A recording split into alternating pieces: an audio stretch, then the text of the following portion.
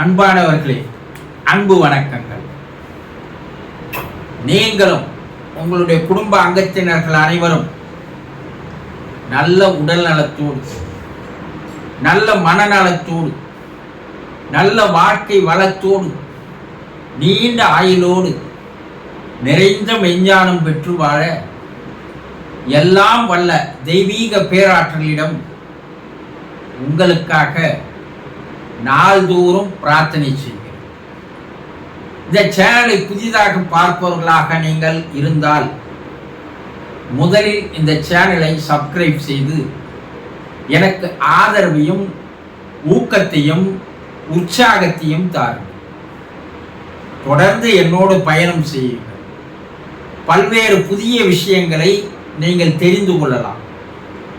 வாழ்க்கையில் நமக்கு தெரியாத விஷயங்கள் கடலளவு உள்ளது. கற்றது கைமண் அளவு, கல்லாதது உலகளவு என்றார்கள். ஆக பல்வேறு விஷயங்களை நீங்கள் தெரிந்து கொள்ளலாம். வாழ்க்கையின் கடைசியில் ஒரு ஞானியாக மாறலாம். வாருங்கள், புதிதாக விஷயங்களை தெரிந்து கொள்ளலாம்.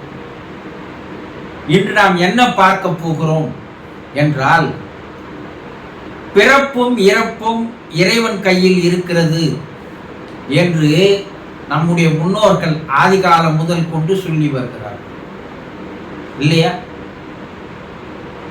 பிறப்பு இறப்பு, அப்ப இறப்பு என்பது, மரணம் என்பது, சாவு என்பது இறைவனால் தரப்படுவதா?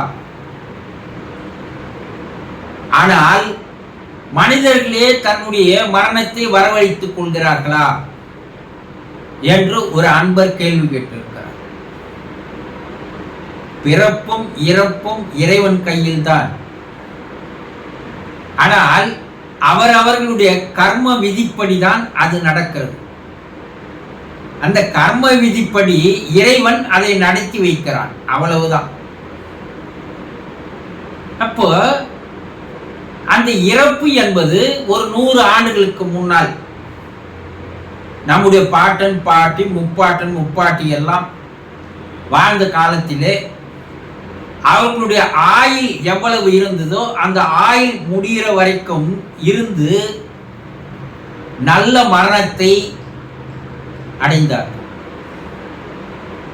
இயற்கை மரணம் என்று சொல்லுவார் இல்லையா?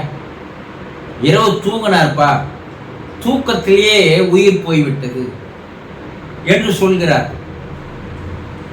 எந்த விதமான நோய் நொடி இல்லப்பா, ரொம்ப ஆரோக்கியமா இருந்தார், 80 வயசு ஆச்சு, ஆனா தூங்கும் போதே உயிர் போயிடுச்சுப்பா அப்படின்னு சொல்றாங்க முன்னோர்கள். நம்ம பெரியவங்க சொல்றோம் இல்லையா?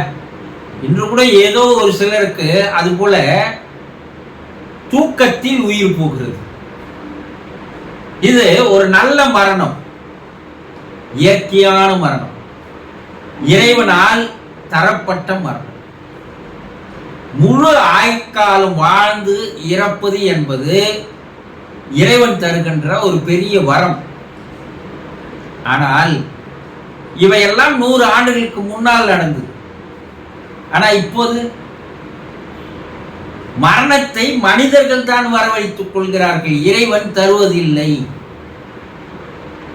எப்படி?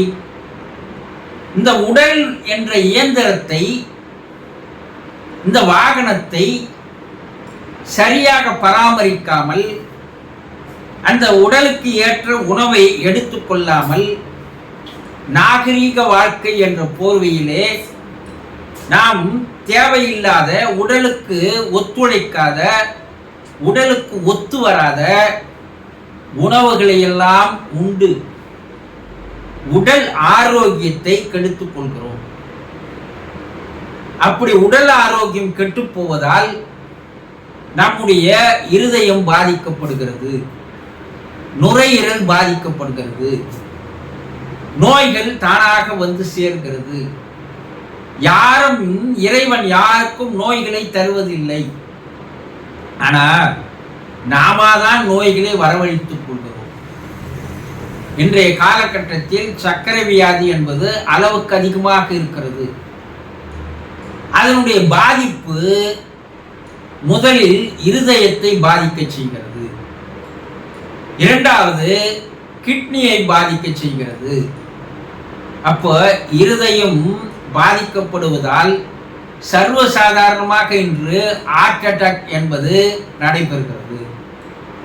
அந்த ரத்தம் போகின்ற அந்த வால்வுகளில் மாவு சத்து அதிகமாக படிவதால் உள்ளே ரத்தம் போகாமல் பிளாக் இருக்கிறது என்று சொல்வார்கள். அப்போ இருதயம் பாதிக்கப்பட்டு ஹார்ட் அட்டாக்ல இறந்து போவது இறைவன் தரப்பட்டதா?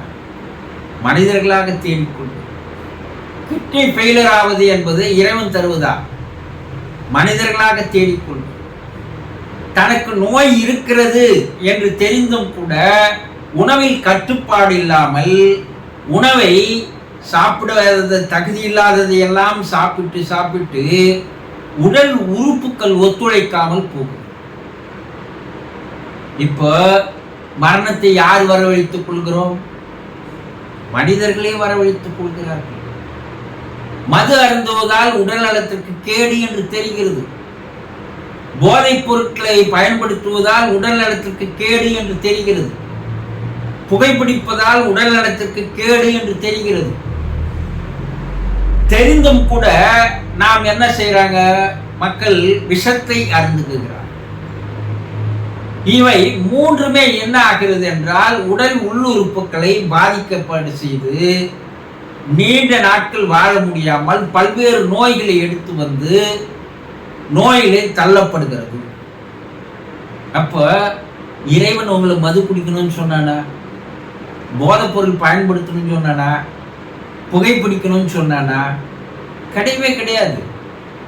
இறைவன் கொடுத்த இந்த உடல் இருக்கிறதே அது ஒரு அற்புதமான இயந்திரம். இதை எந்த அளவுக்கு நாம் பேணி பாதுகாக்கிறோமோ அந்த அளவுக்கு உடல் நலத்தோடு ஆரோக்கியத்தோடு இருப்போம். இப்போ உடல் நலம் கெட்டு போவதால் என்ன ஆகுது? மனநலம் கெட்டு போகிறது. மனநலம் கெட்டு போவதால் ஆயுள் கூடிய விரைவில் குறைந்து கொண்டே வருகிறது. இன்று பெரும்பாலான மக்கள் மரணத்தை தானேதான் வரவழைத்துக் கொள்கிறார்களே தவிர இறைவன் தருவது அல்ல. யாரோ ஒருவர் நீண்ட ஆயுளோடு இயற்கையான மரணத்தை அடைகின்ற நிலை இன்றைய காலகட்டத்தில் இருக்கிறது. மீதி எல்லாமே நோய்களால் பாதிக்கப்பட்டு உடல் சீர்கேடு கெட்டு இதற்கு மேல் அந்த உயிர் உடலில் இருக்க முடியாமல் நிலைக்கு வரும்போதுதான் அந்த உடலில் இருக்கின்ற அந்த உயிரானது இந்த உடல் இனிமேல் நமக்கு ஒத்து வராது வாழ்வதற்கு என்று அந்த உயிர் வெளியேறுகிறது. இப்போ மரணத்தை மனிதர்களாக தான் வரவழைத்துக் கொள்வது என்பது நாளுக்கு நாள் அதிகமாகிக் கொண்டே இருக்கிறது. நாளுக்கு நாள் நீண்ட ஆயுளோடு வாழலாம் என்று பல்வேறு மருந்துகளை கண்டுபிடித்தால் கூட அவையெல்லாம் புறக்கணிக்கப்பட்டு கூடிய விரைவில் மரணத்தை அடைவதற்குண்டான வழிகள் என்ன என்று மனிதர்கள் ஆர்வத்தோடு ஓடுகிறார்கள். ஆக இன்றைய காலகட்டத்தில் மரணத்தை மனிதர்களே தான் வரவழைத்துக் கொள்கிறார்கள் என்பதை தெரிந்து கொள்ளுங்கள். புரிந்து கொண்டீர்களா? சந்தோஷம்.